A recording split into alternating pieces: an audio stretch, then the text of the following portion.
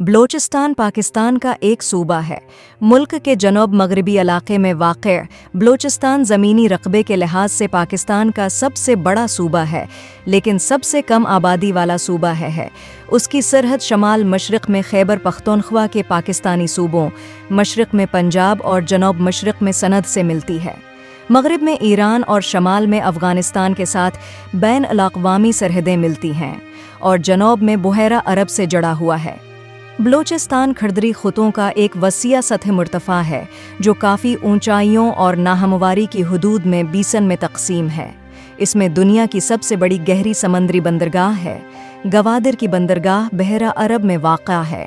اگرچہ یہ پاکستان کے زمینی رقبے کا تقریباً 40% ہے، لیکن اس کا صرف 5% قابل کاشت ہے اور یہ انتہائی خشک صحرائی آب و ہوا کے لیے مشہور ہے۔